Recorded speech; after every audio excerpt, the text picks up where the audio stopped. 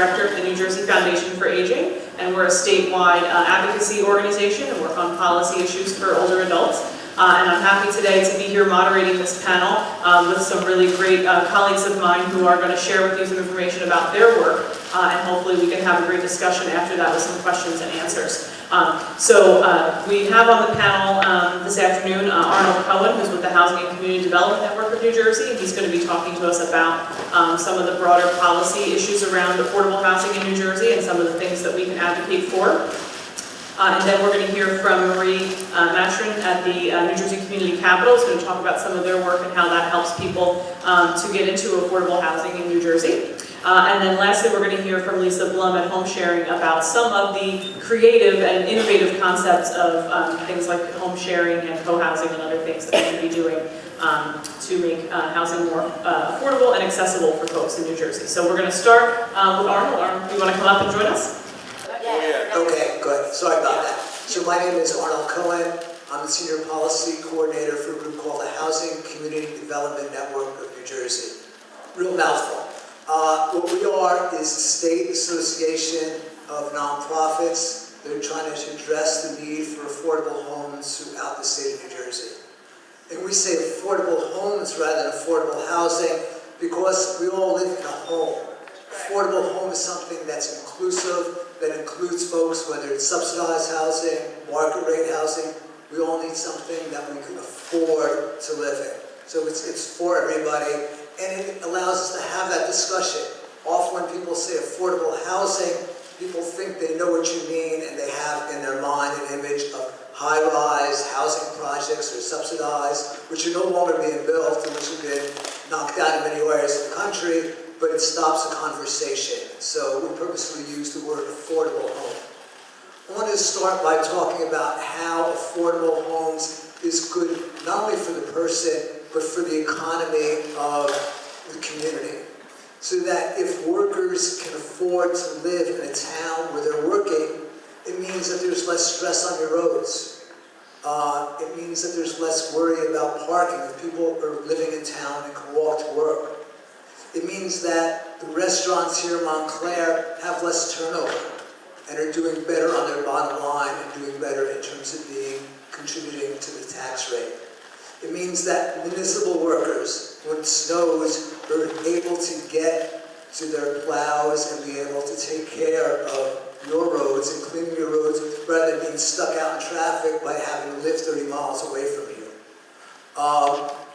It means that people who have been living in town all their lives, who are contributing as volunteers to the library, to the schools, can continue to stay in town, can contribute to do that volunteer work, and again, bottom line, lower taxes for all of us. So I just wanted to kind of give that preamble because I think it's something that's often overlooked. When we look at New Jersey, there are more millennials that are living at home. Part of that is an affordable housing because there are not affordable homes in town. Often our children have to move far away, meaning that the quality of life with your children and your grandchildren, seeing them growing up, is more difficult because they need to move further away to find a place they can afford. So it affects folks on a variety of levels. And lastly, housing is what's called a social determinant of people's health care. People are healthy if they're able to be integrated into community, not be socially isolated, feel safe, be able to walk around, they say now, is a much bigger contributor of somebody's health care than their genetics or even how much exercise they have is where people are living.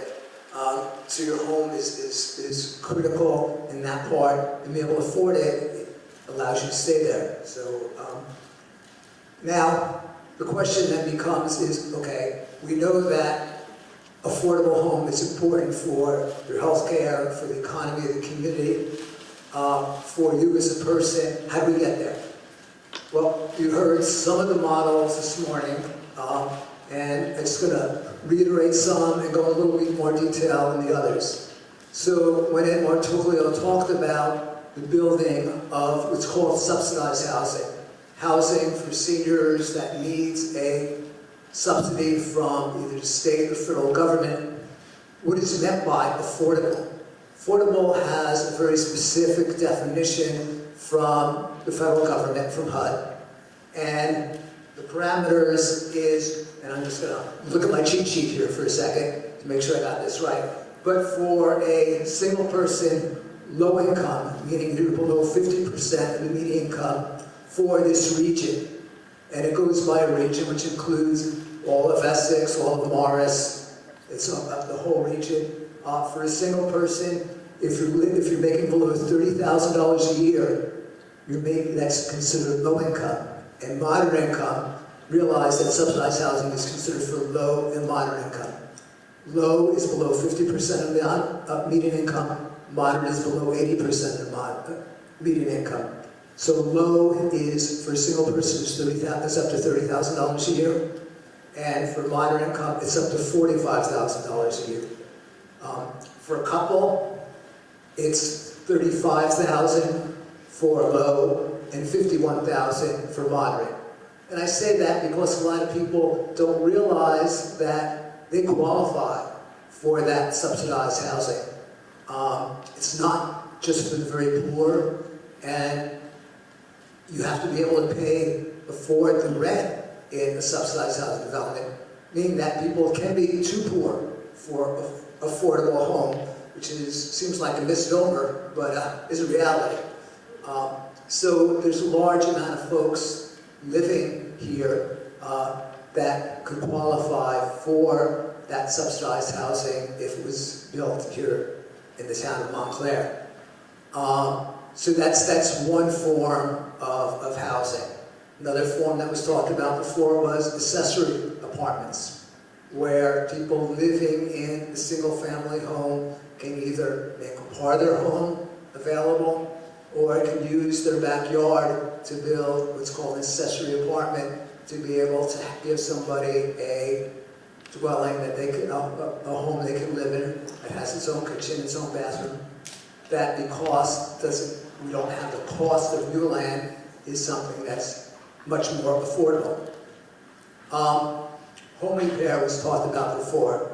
In Morris County, Habitat for Humanity has a program with low-income people to do repairs, to help them be able to stay in their home.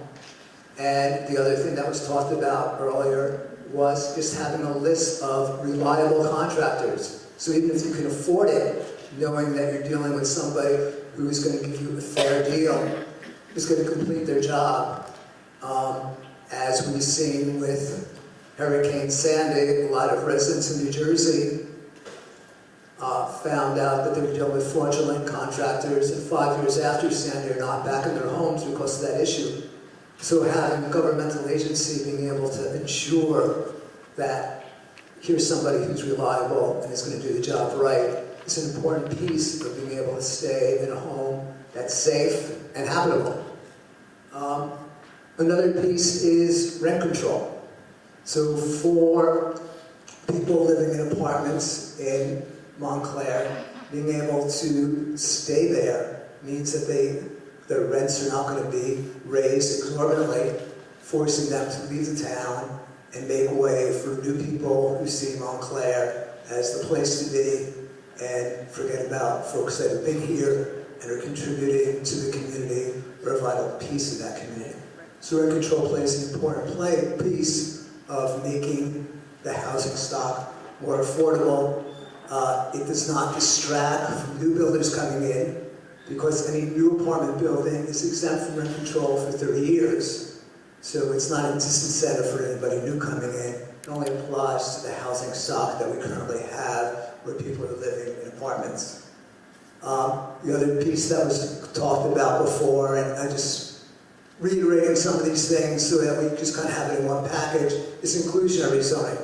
Meaning that when new developments of usually 30 units, 30 apartments or more coming in, that piece of that, 20%, is inclusionary.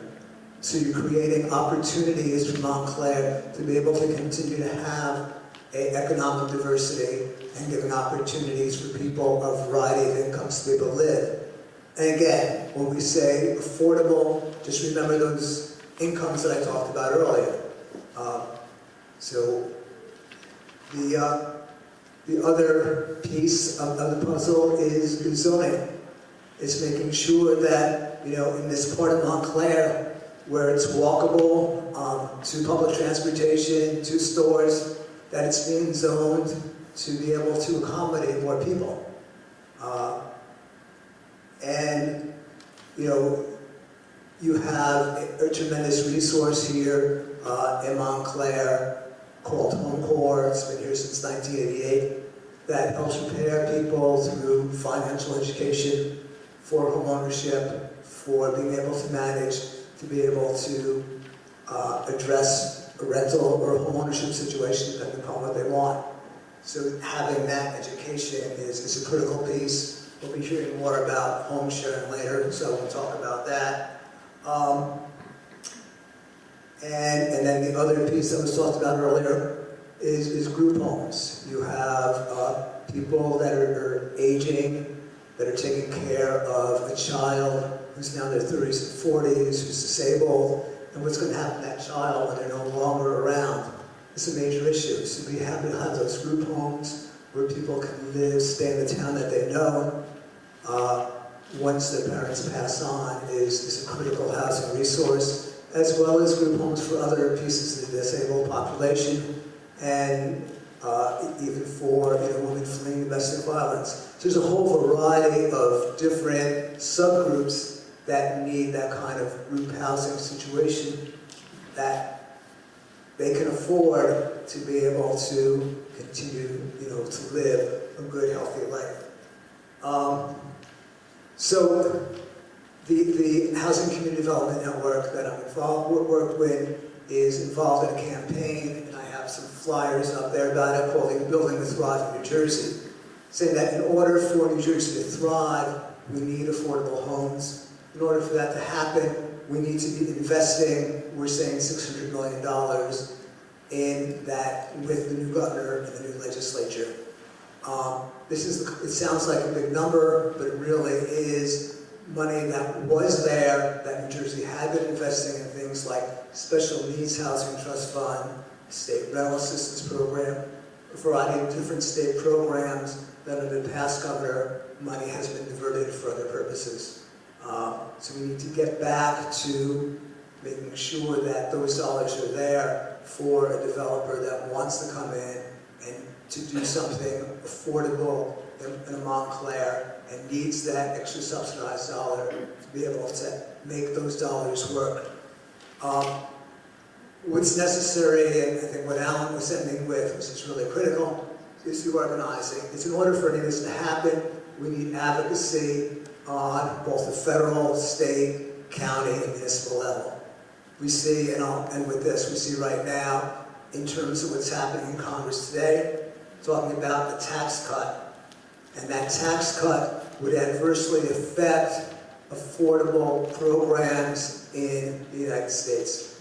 You have what's called a 4% tax credit that has enabled thousands of people to be able to live in this state, and it's been a major investment of billions of dollars in development, would be eliminated under this. You have a federal historical tax program to be able to allow buildings that have historical significance to be able to be refurbished as housing. That would be completely eliminated. So you have a variety of housing programs under this bill that would be eliminated in order to give a $1 trillion tax breaks basically to a wealthy population, as well as the federal housing budget, and that will be, Congress will be dealing with shortly. So our Congress people need to be hearing from us about it. As I said, on a state level, the state has made major investments into this field in the past. Under our past governor, really, under the Corzine regime, a lot of money was diverted for other purposes. That money needs to be restored. so that we're able to have those programs that can help people thrive and build a thriving New Jersey. The county, Essex County, can be doing more. They could be having a program. They already have a home repair program, as was mentioned earlier. They could be doing more around that area and be supporting the town of Montclair. And finally, as Ed Martoglio and others said this morning, it's really the will of the town, whether a senior housing development that's subsidized is able to come into town, whether accessory apartments are allowed under circumstances, what land use looks like, whether the city invests its resources in making some of this happen by donating land or by having other kind of small grant kind of programs. So what happens on all those levels is really dictated by you, by all of us here. And so it's really important that we get involved, make your voices heard, so that this town is able to accommodate those kind of housing choices that you think it deserves. Thank you.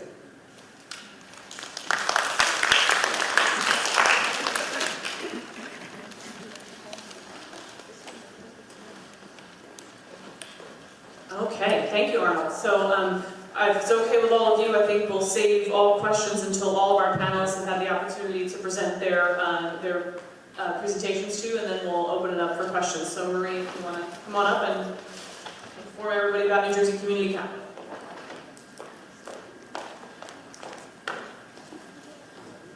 Okay, I don't know if it's worse to be before lunch or after lunch as a speaker. What do you think?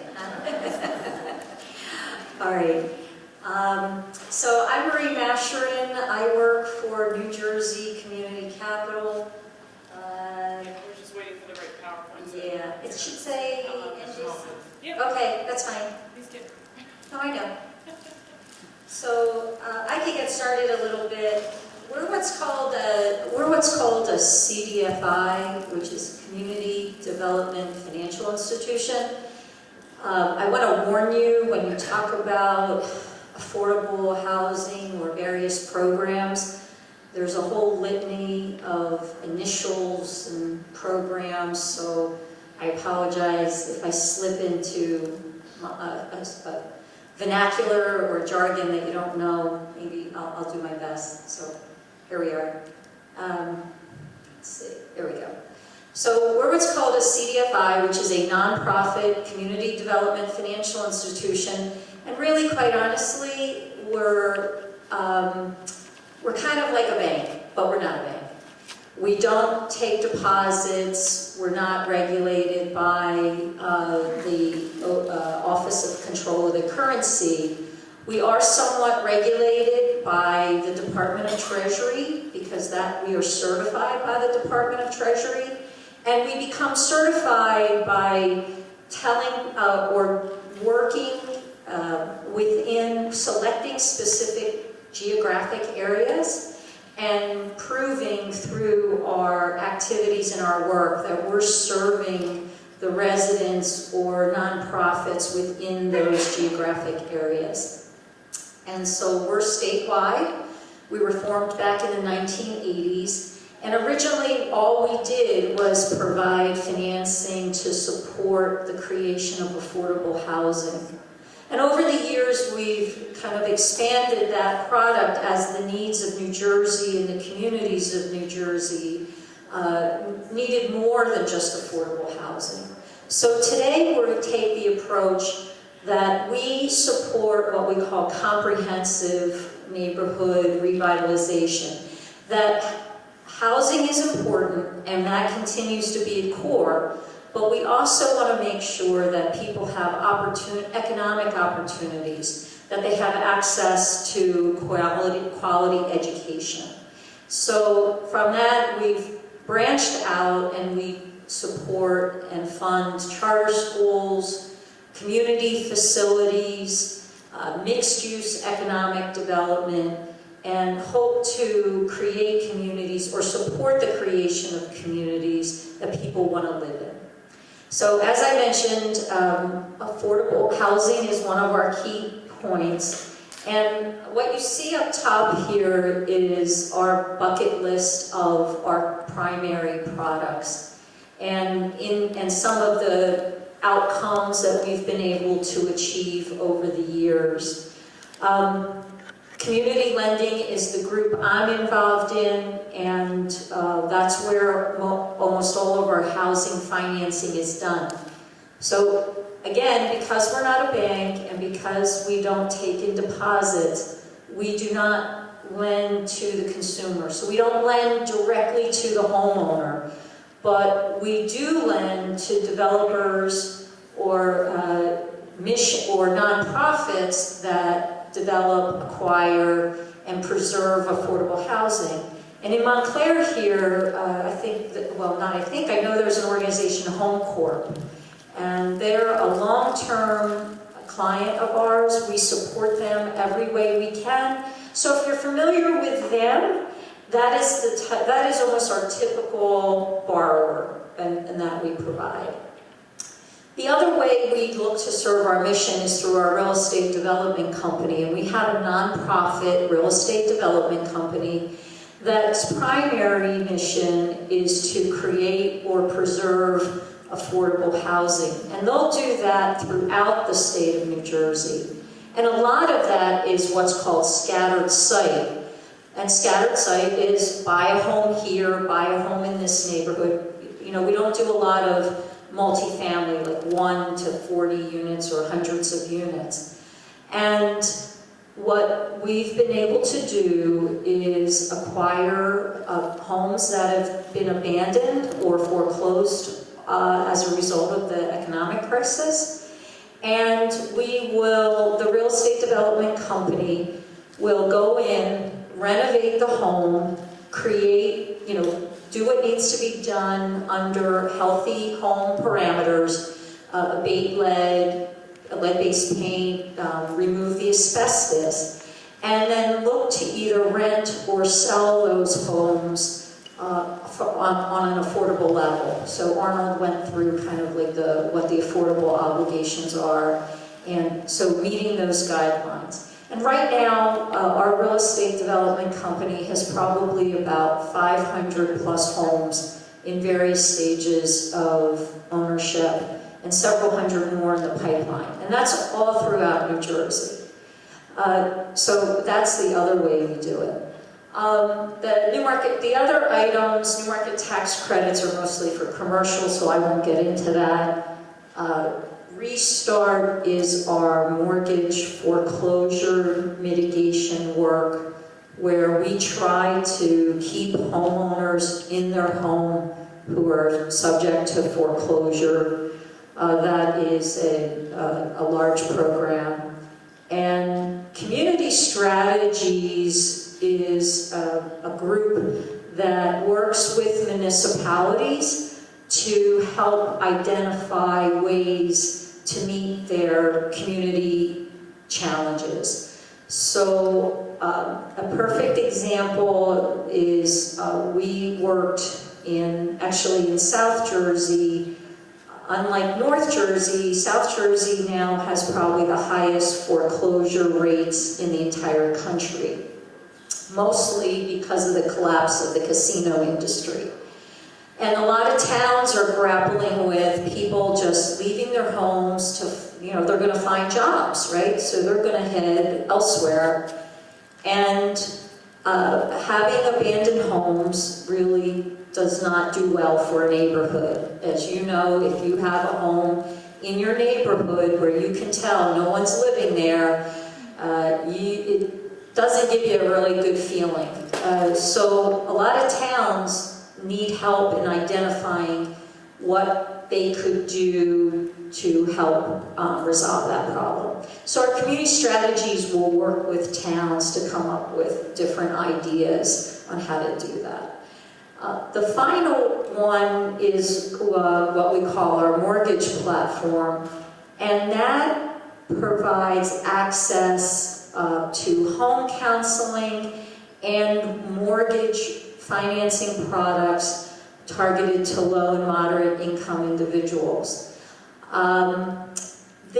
We do not provide this financing directly. This is in conjunction with some other financial partners.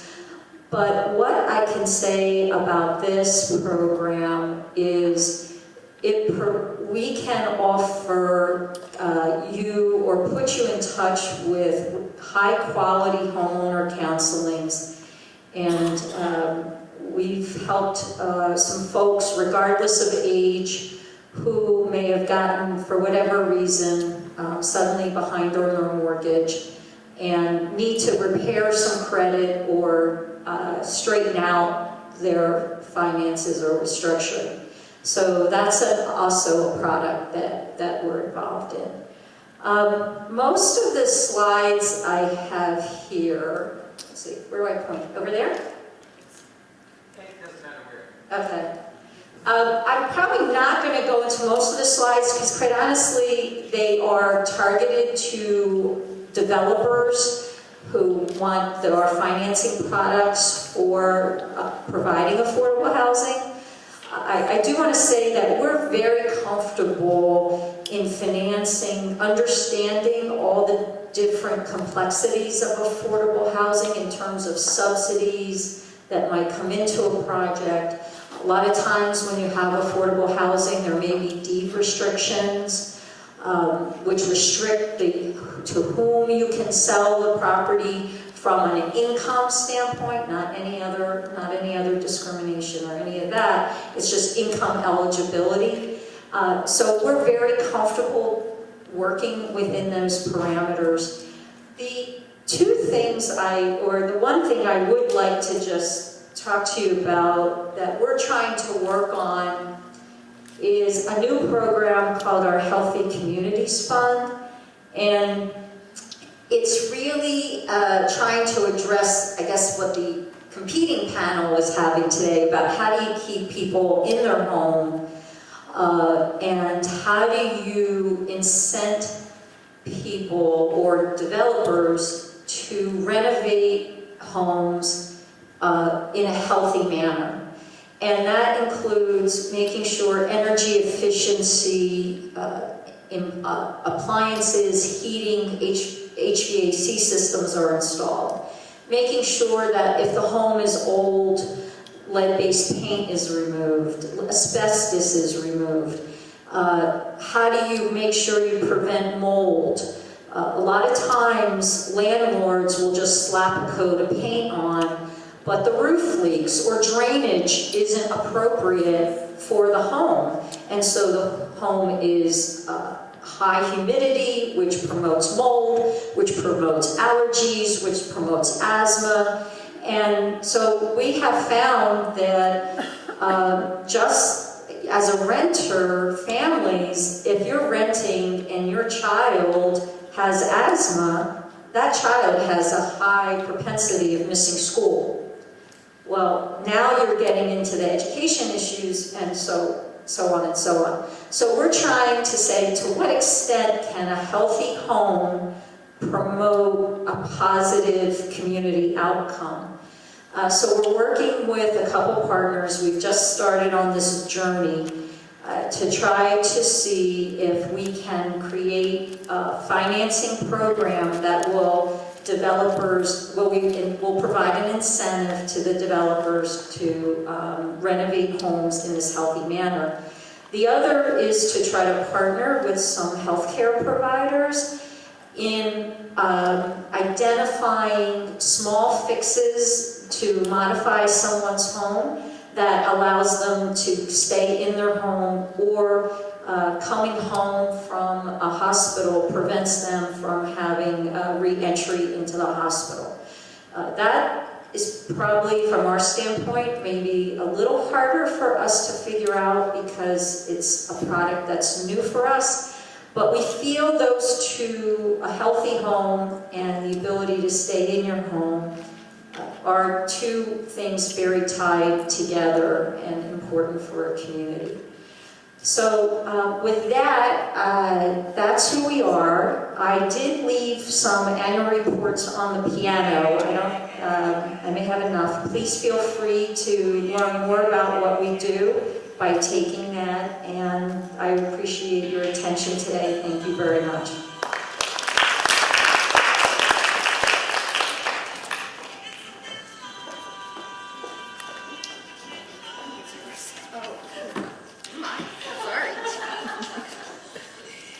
Dance break. Just kidding. So thank you, Marie, for sharing that information. And now we do have Lisa Blum from Homesharing who's going to come up and share some information about what they do as well. So we're just waiting for her PowerPoint to be pulled up. And then, Lisa, if you want to make your way up. So I'm really looking forward to all of your questions so we can continue the conversation and hear what other additional information you'd like from our panelists today. So, Lisa? Hi, everyone. My name is Lisa Blum. I'm the Executive Director of Homesharing, and I missed this morning's sessions, but I heard that when they mentioned Homesharing this morning, most of you hadn't heard of it, so I'm very happy to be here today to tell you a little bit more about it. What Homesharing does is create affordable housing solutions, and we do this by matching people who need to share their homes in order to be able to remain in them with people looking for affordable housing in the community. As it applies to seniors, what we're focusing on is the ability for people to age in place or stay in their home regardless of their age, ability, or income. And 90% of seniors report that they would like to stay in their homes for as long as they possibly can. So they need affordable housing and they need assistance at times. And they're looking for alternatives to the traditional continuum of care. And I think some of the continuum was talked about by Arnold. But here we go. So the continuum of care. And when I was researching for this talk today, I was so surprised looking for creative solutions to senior living. And all I came up with was the same stuff that has always been there. So what are we talking about? We're talking about first step on the continuum of care, independent living. People stay at home and live in the house they lived in and take care of themselves. Now sometimes economics makes that not possible, so what happens? The senior citizen decides to downsize and they move into an apartment that might be a little bit more affordable. And they're faced with loss because what happens? All the things that have surrounded them for all those years, they now have to get rid of a lot of it. And their families aren't coming back to the places where holidays have been celebrated the whole time. If they have even less money, they might go into subsidized senior housing. And that is based upon a percentage of the income. There are long waiting lists for those. Or they can stay at home either in an apartment or subsidized housing and begin to get in-home help should they have some care needs, and that they can pay for out of pocket mostly. Then the more creative things are the comparative, cooperative, and shared housing.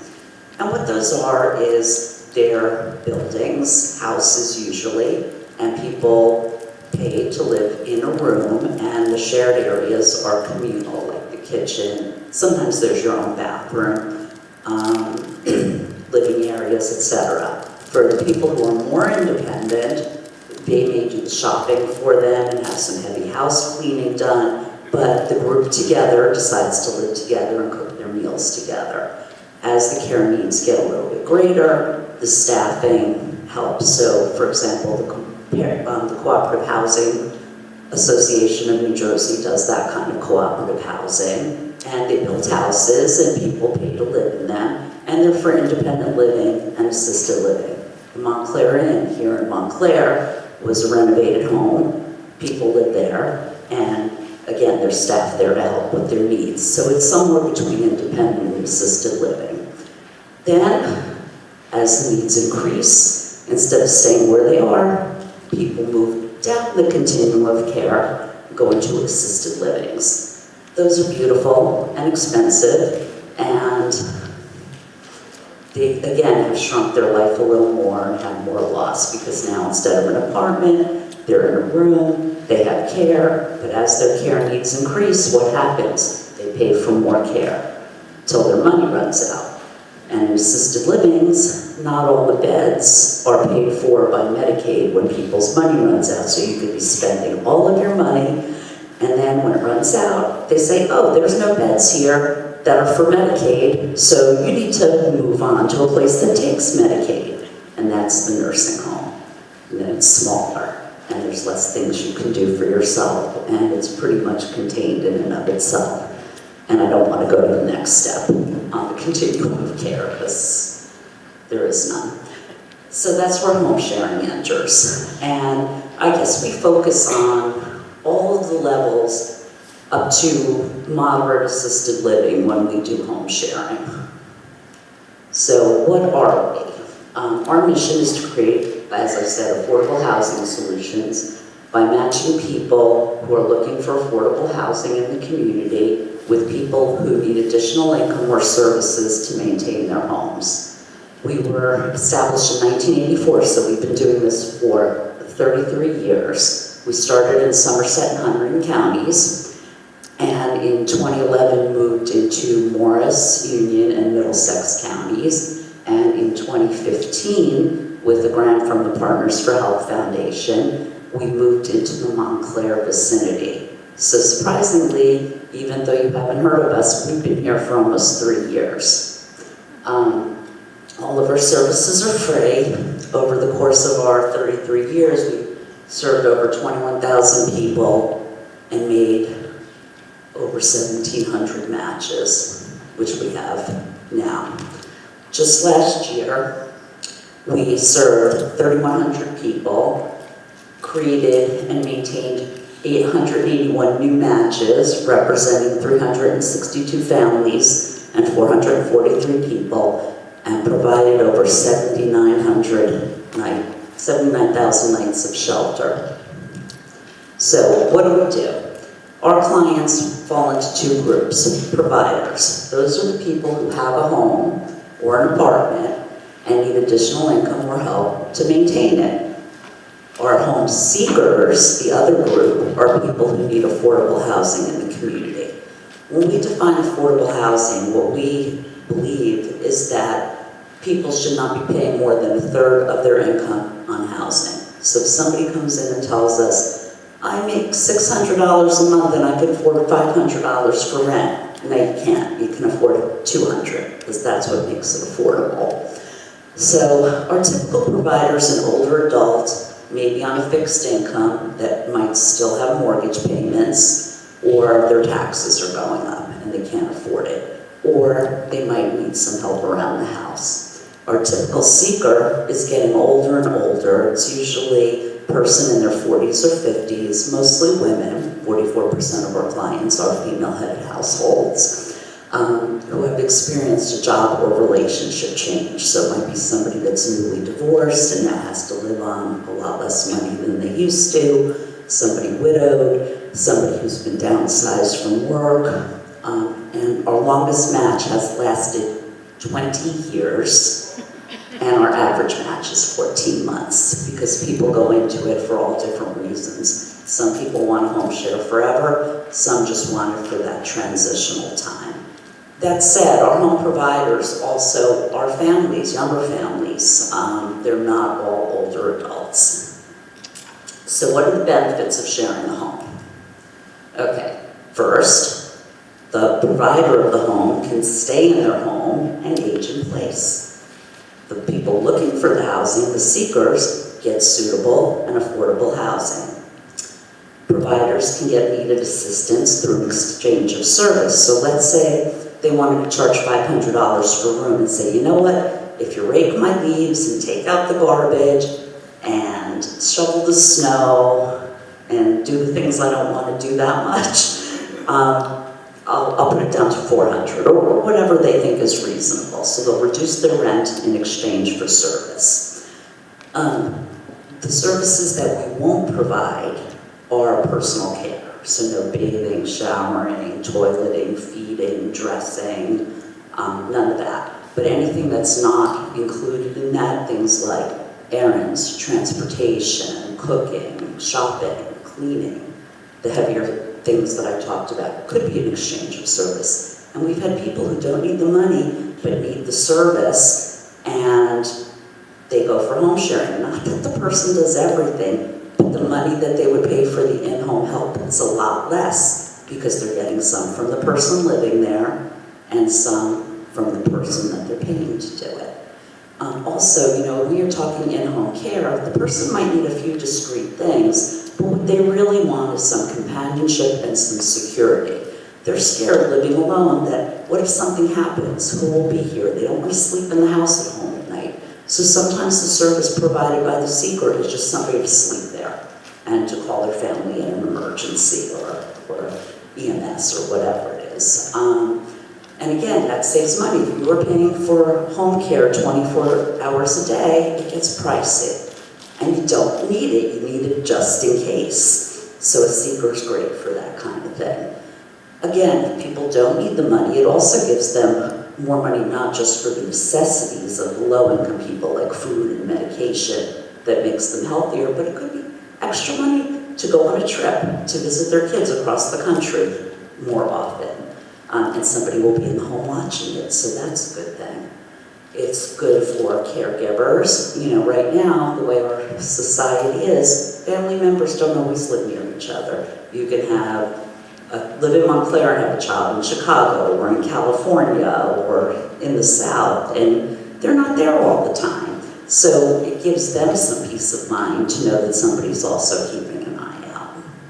And of course, the local community benefits, because what's the difference about all the things on the continuum of care and home sharing? We don't build buildings. All of those other things require development, creating a new home, affordable housing. And so right now, the baby boomers are aging, they're filled. What happens in 20 years and 30 years? Well, we still need this housing we've created. So it's great, and people get to, again, remain where they've lived, businesses stay viable, people continue to pay their taxes, and home sharing is pretty cost effective. So, if you want to get into this, how does it work?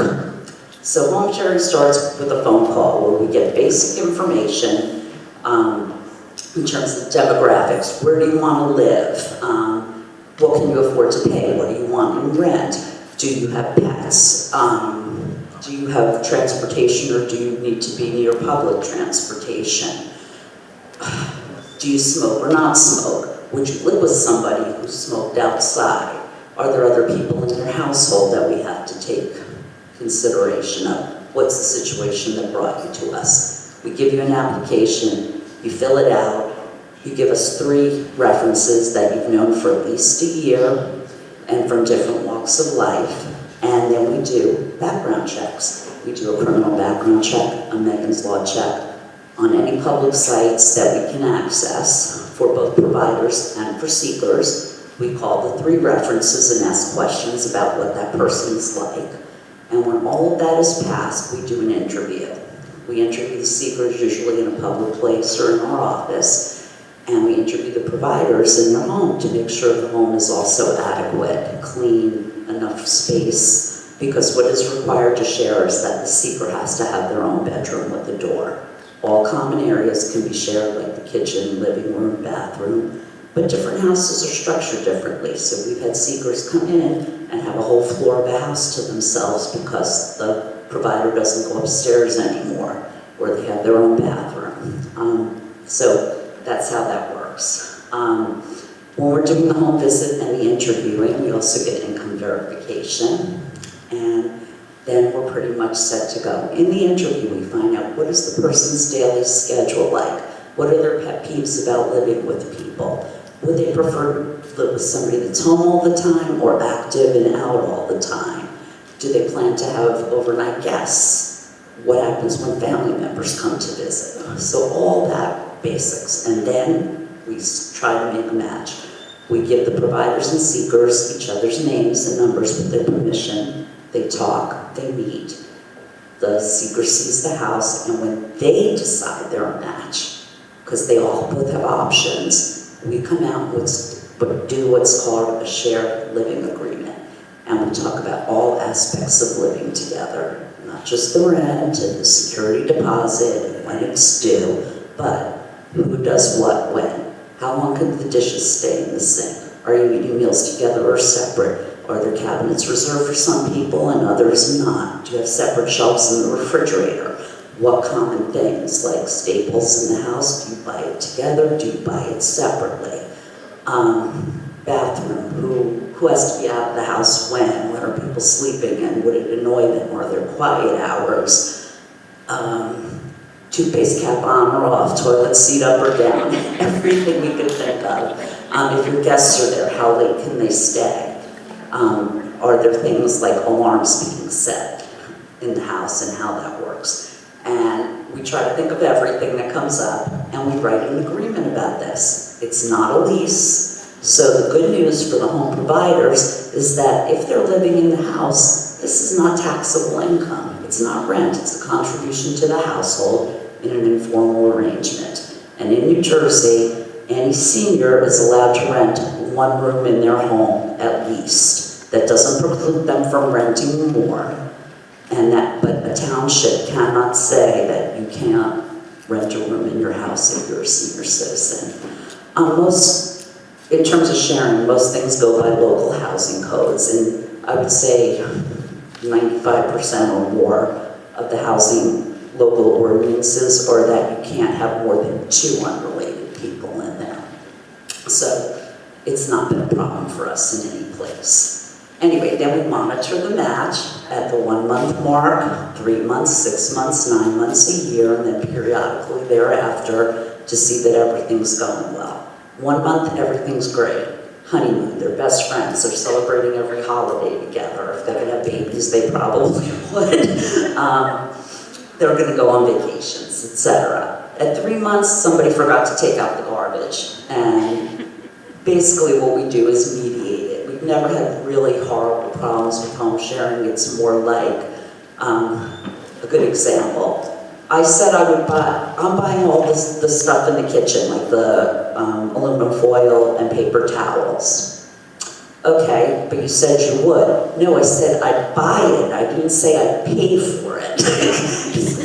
Okay, so we had to mediate that. But basically it's teaching people how to speak to each other in an assertive way and without offending the other person. So we solve those things. And if anything comes up, let's say the person who's the home provider has more health needs and they need some services in there. We can help arrange for those services. Why? Because this makes the match last longer.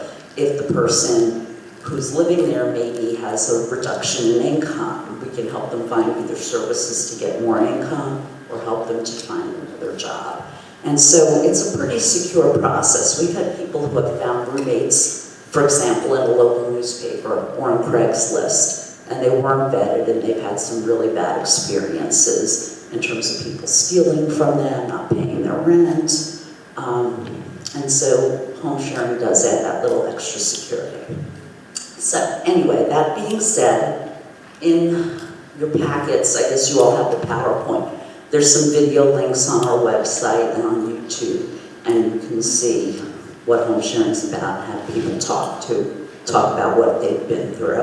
And the other thing I want to say is that Edie Grauer, who is presenting in the concurrent workshop, and I will be here after this ends. If anybody is interested in home sharing and wants to start the screening process, we'll do it here today. So thank you very much.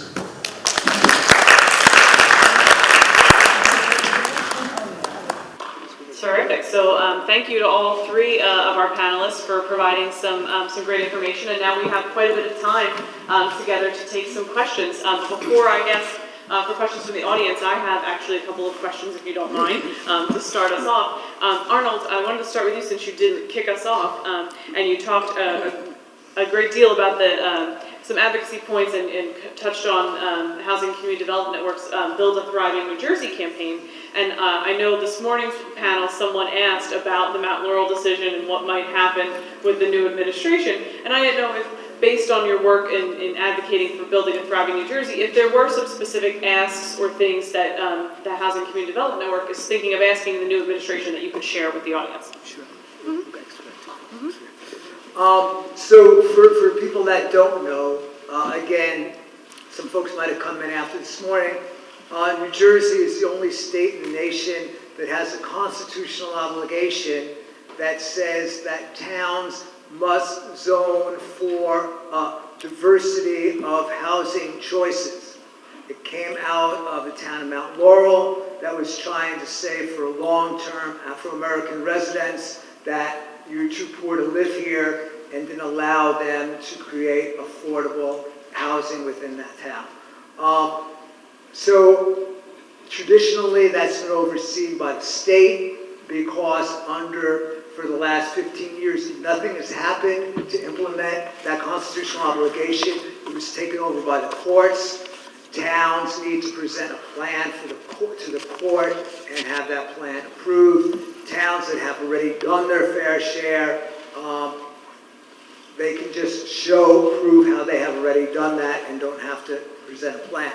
I think what's important is that for the next administration, is the state needs to have an apparatus that has oversight over what all the towns are doing.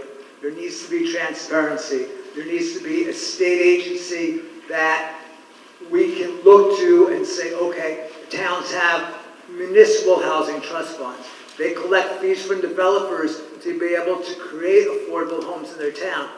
Well, it's important that as a citizen, you know what is in your town's municipal housing trust fund. How is that money being spent? That's really a state oversight that the state needs to be doing, and hopefully we will see with the new administration that we can look to the state to make sure that we as citizens know what our towns are doing, and there's an easy way to find out that information. Great.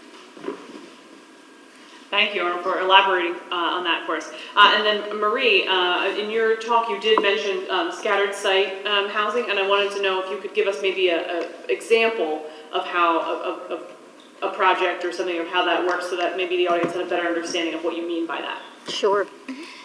So we actually there are developers, both for-profits and non-profits, that will go out and acquire one home at a time, and acquire the home existing or even an empty vacant lot in the community, and acquire the home, renovate it, and then rent it and or sell it. So they'll do that. They'll buy one home, they'll do it again, maybe in the same neighborhood, but the house may be a block over or around the street. So that's what we call scattered site. Typically they're in a specific community, and a lot of the opportunity, quite honestly, has developed or has come into place as a result of the foreclosure crisis. With I don't think in New Jersey, I am fairly certain that you cannot go into a town in New Jersey without knowing, finding, or walking around and recognizing an abandoned home. And these are in communities that before 2008 you would have never ever seen. I can spot, it's terrible to say that I recognize abandoned or empty houses just by driving down a neighborhood, because they have certain characteristics. A home that's occupied is totally different. A home that's occupied and the homeowner's on vacation looks totally different from someone who has left for whatever reason.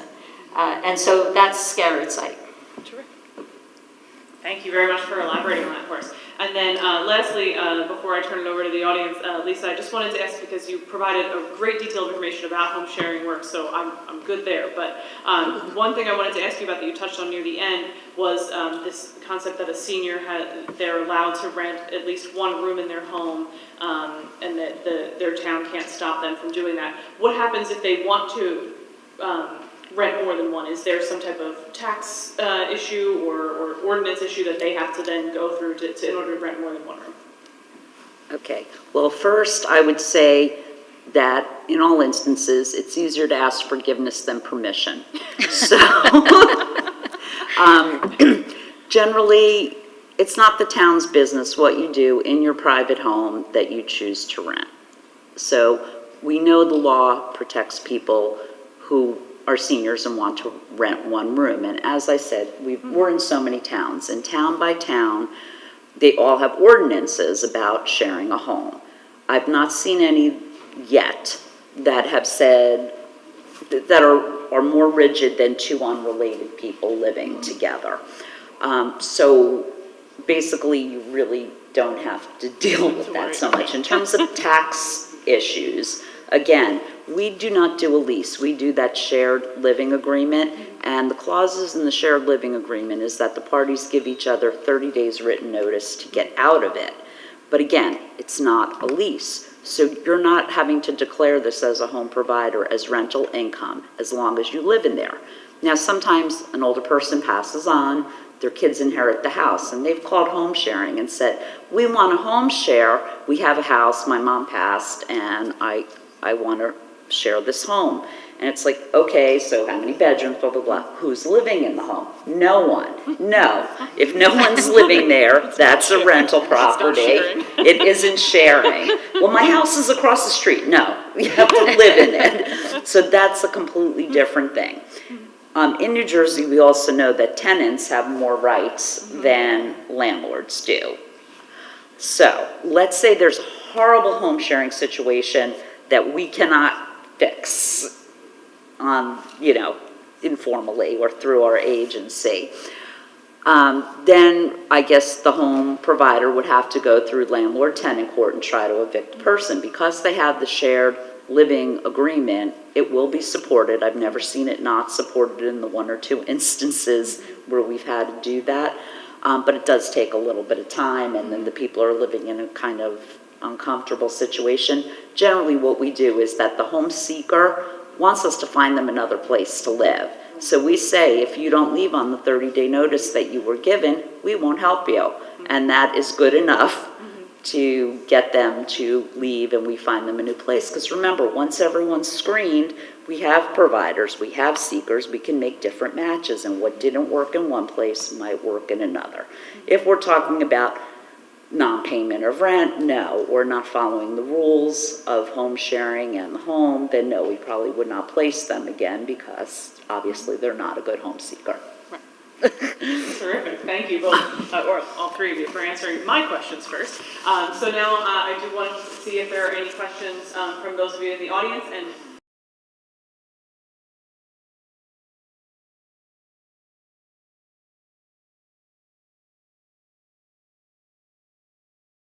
a town's obligation under Mount Laurel.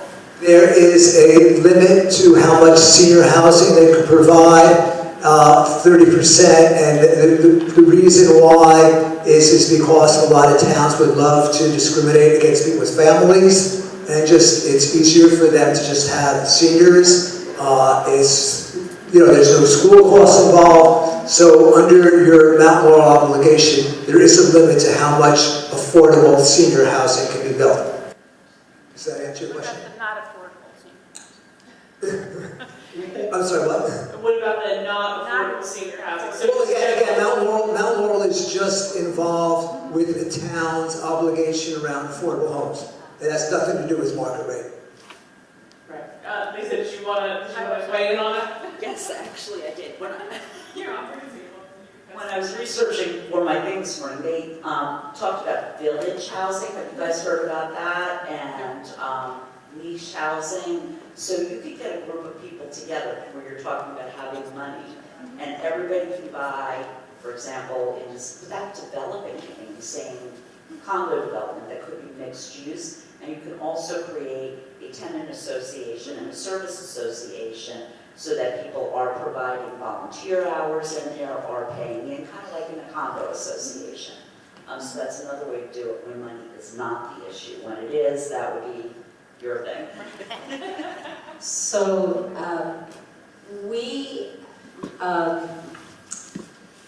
we'll do a couple things. Again, trying to take advantage, quite honestly, of the economic crisis and the foreclosure, the availability of homes coming out of foreclosure. There are some national organizations that have give nonprofits, or actually give anyone, if you sign up for them, access, they call it a first look program. New Jersey has it, and our organization actually is the New Jersey manager of that program. And essentially, it's an online form, and if you're interested even just to see what's happening, you can certainly, anybody can sign up for the service. You put in your desirable zip codes that you're interested in, and when the national organization has a property that's available within that zip code, you will get notified. The issue is you have a very, very limited time to determine if yes, you want to buy it or no, you don't. And and I believe there's a set price about it. It's called the First Look program, and the organization that administers it is again, an acronym, and the initials are NCST. I believe it's the National Neighborhood Community Stabilization Trust.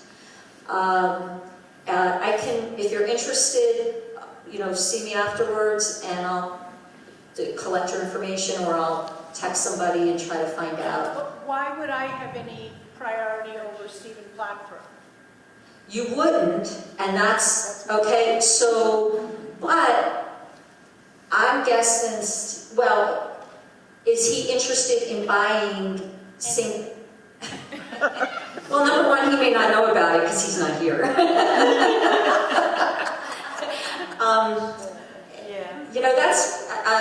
So that's actually a lot of, we have quite a few nonprofit developers that work in it, because that's the challenge nonprofits have, that they either don't have the money readily available to buy them when the properties do come available, or they just don't know about them.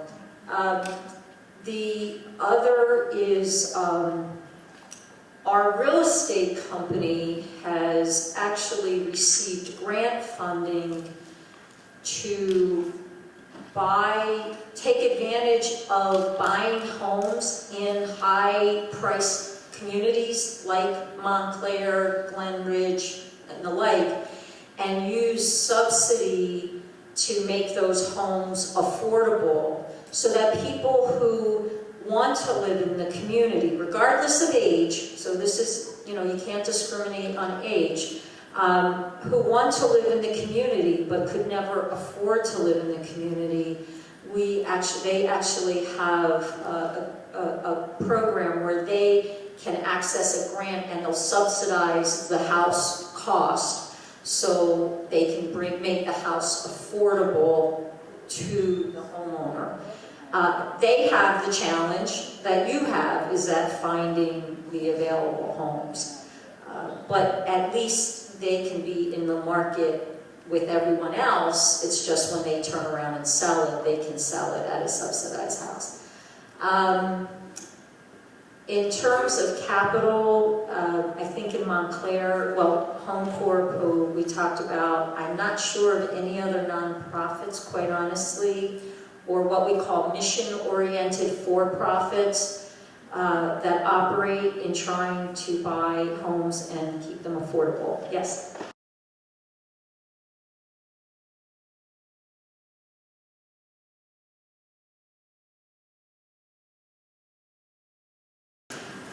We have partnered through our real estate development company with other nonprofits. The issue becomes, since there's no available land, I'm not sure what I should clarify. There's available land at a very high cost. At a very high cost, right?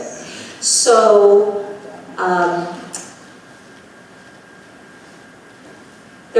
we have a couple ideas. One, Essex County has what's called home funds, and you need to, that is funding that's available to towns within the community to subsidize housing costs. So that is a subsidy source to buy down.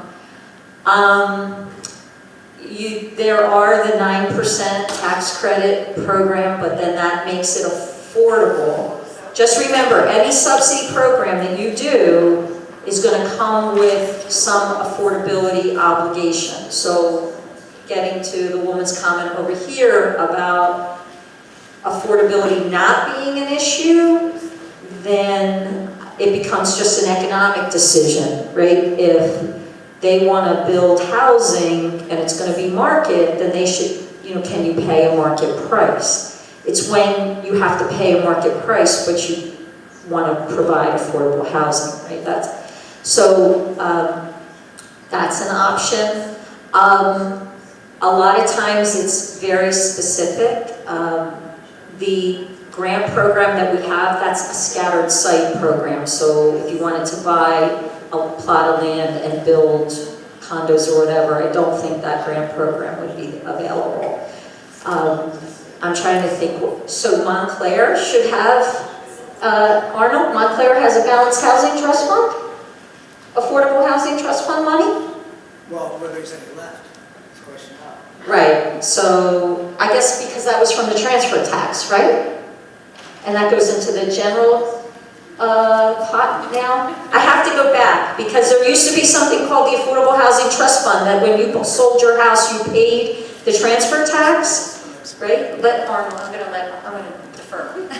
So the New Jersey currency on that, and you would need to ask the town whether there is any money in that.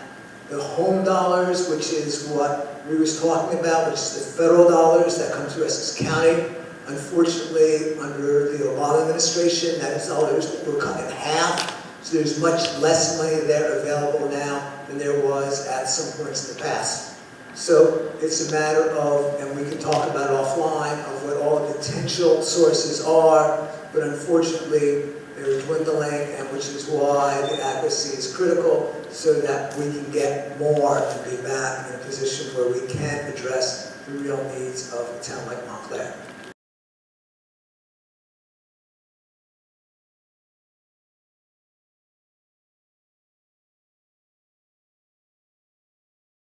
So I am not aware of, I'm sure there are, so this is just my limited knowledge.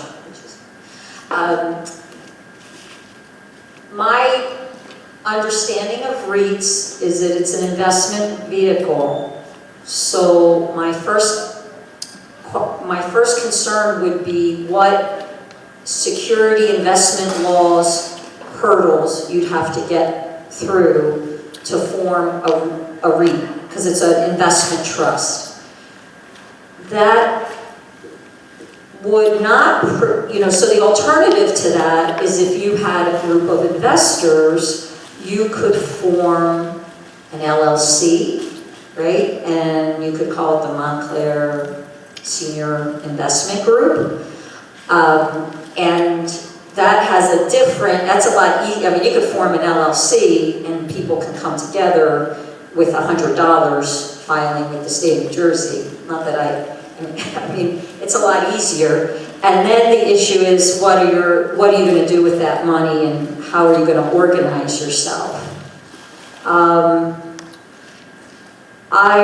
The dollar amounts. There are things that operate like a REIT, and then I think there are certain tax and income obligations that complicate a REIT structure if you want to just do a community. I was thinking about your issue of the nonprofit wanting to, you have a nonprofit that is sitting on a piece of land that's really valuable, and they're thinking, here's my operating expense for a couple years, or here's the endowment for a couple years, or here's this, or here's that. Is there an opportunity to partner so that they stay in and they take less money, but can they share in future income or something like that? does the nonprofit really have a sense of community and mission to serve the community? And sometimes they're looking at it purely from an economic standpoint. And that's a tough one. That's a real tough one I don't think we have any answers for that one. I'm sorry. Change So- the values. Get a really low appraisal. That would be my comment. Other questions?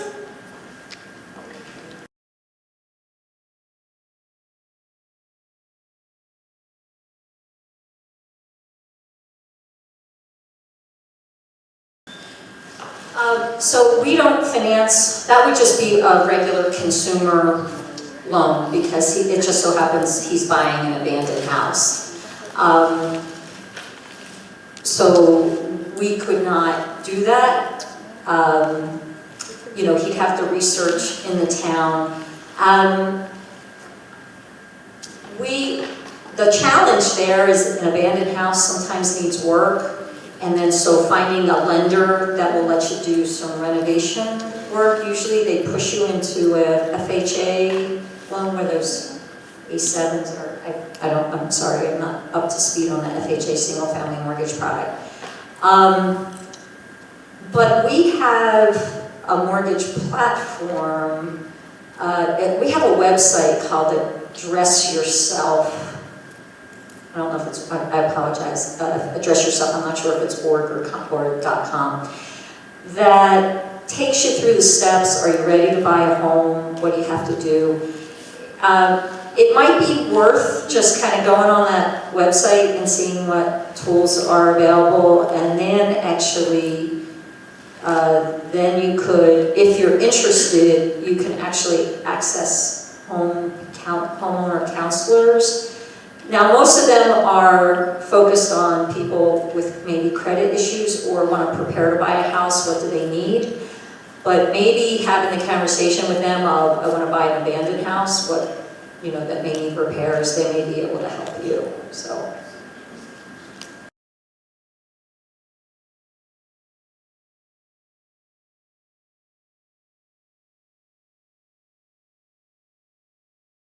Homesharing doesn't charge any fees. We operate solely on grant funding, individual contributions, and we have social workers that are making those matches. The fee would be anything involved in housing, so it's the monthly payment to the person with the home and probably a security deposit as well. That's it. Although some people say we should be charging fees because it's a good service. Is that answer your question? Sure. Other questions?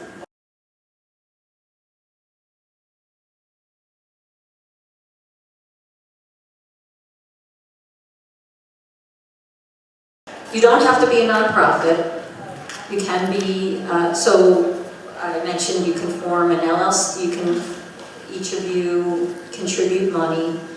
I would suggest you partner with somebody who knows how to navigate purchasing and developing real estate, and potentially our real estate development company does not develop what we call fee development services for a fee. We like to be a part owner in the project if we're going to provide those services, but there are other mission-oriented or community, friendly organizations that will work. They can help you, maybe help site select, help you determine what exactly it is you want to do conceptually, get you, sit in a room and brainstorm, like, okay, what does that mean to the 20 families? What does that look like? Where is it? Are you willing to be in this part of town? Do you want to be in that part of town? There's a lot of questions that need to be answered as you go through the development process. And then the other thing is we would, if there's a mission fit, if there is like a middle, so you're talking about middle income, does that we could look to finance that. You don't have to be a nonprofit. And a commercial bank may finance that as well. So in some respects, the financing is really at the end of the game, and it sometimes is easier than all of the steps you need before you get there. So what you want to do, what does it look like, how are you going to own it, how are you going to manage it, who's going to manage it. Quite honestly, I have to tell you, our experience with groups that create a cooperative, like a cooperative if you would, sustaining management is a challenge because nobody wants to raise prices on themselves.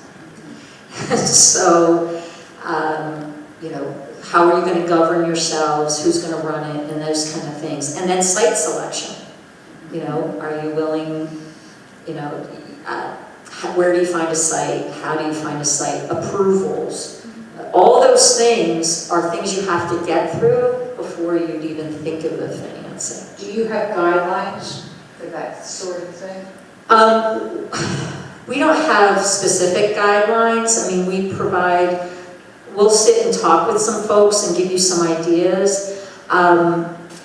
We might be able to put you in touch with folks who are in the community development field who either work with nonprofits and can help kind of work through this. We're actually working, as an example, we're working with a group of homeowners in Jersey City. And Jersey City, much like Montclair, is experiencing a huge explosion and housing costs are really high. Well, that group of individuals came together because of their interest in preserving the artist community in this one neighborhood of Jersey City. So we've actually been working with them on getting them through this whole organizational process. What was important to them? Was it creating art space or was it creating affordable housing? They had to choose, right? So helping facilitate that whole conversation. And then where did that come out? Is there a site available? What does that mean to them? So we can put you in touch with those people if you want to have a conversation or maybe facilitate that to determine if it's something you really want to do. We don't do that as a course of action and actually we don't charge for the conversation to have. That's just part of our service. But in terms of your service, you provide money if the homework has been done. Yes. And what geographic region do you cover? We're statewide. So we'll go from North Jersey down to Salem County. We don't have, typically, obviously, because we're a community development organization and mission oriented, we do tend to work in the urban cities because those are the areas that have tended to be in the areas of disinvestment. If you kind of think about that. So we're statewide. And what kind of budget do you provide? Do you have a ceiling on how much money you provide? Providing the organization. Yeah, so we have parameters where, we have some, we do have limits to how much we can lend. The first level will be based on the project.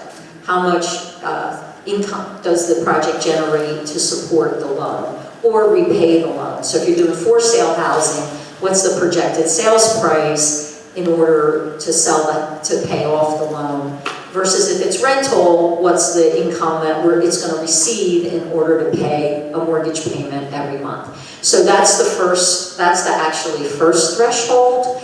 The second threshold is if we have multiple loans to one borrower, we usually have a limit to how much we can lend to one organization. And because you're dealing with seniors, are you the middle person? Well, we're not dealing with seniors, so we're dealing with a company that may end up servicing seniors. So I'm sorry I keep doing it, but I reference home court. Ooh.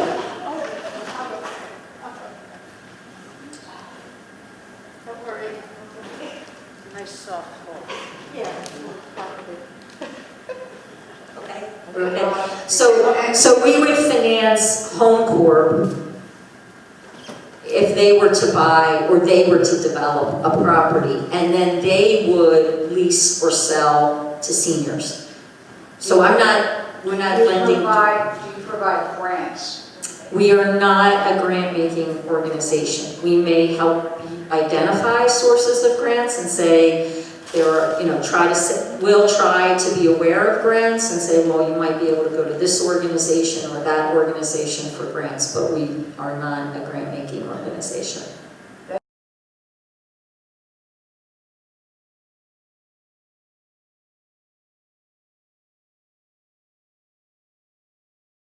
With 30 days notice, Okay. written notice. Does the homeowner have the same regulations as a tenant As slash landlord, landlord? they do and they don't. Again, we do the shared living agreement, which is not a lease, so you're never going to have a lease document. And part of the agreement is that with 30 days written notice from either party, so the seeker could say, I don't want to pay you rent after 30 days, I'm leaving. Also, and you could do that. They leave. Most of the time, it works out pretty well that, okay, we agreed to this, they're leaving, but you could have the case where somebody says, no, I'm not leaving. And then you're, as I said earlier, you're stuck with the landlord-tenant law in New Jersey, which tends to favor the tenant. So you would have to go through the process of evicting that person. You will win, but it takes time to get through the process. And do you provide matches for all ages? Yes, well, 18 and over, yes.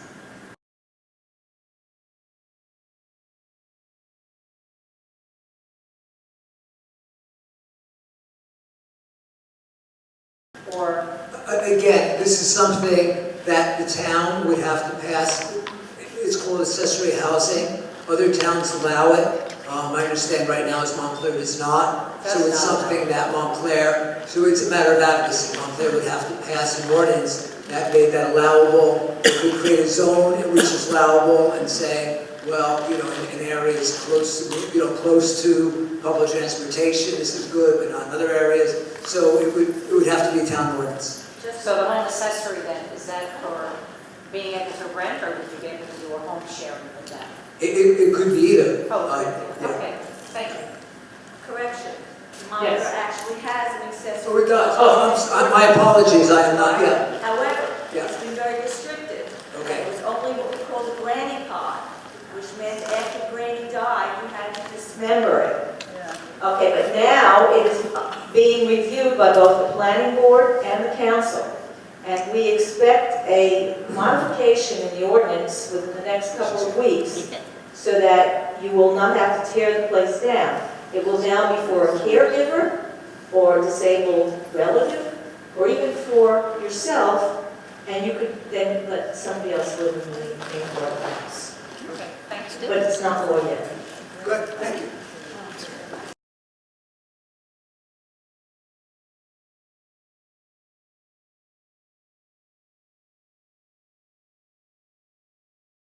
We're in the development stages, admittedly, we're in the development stages because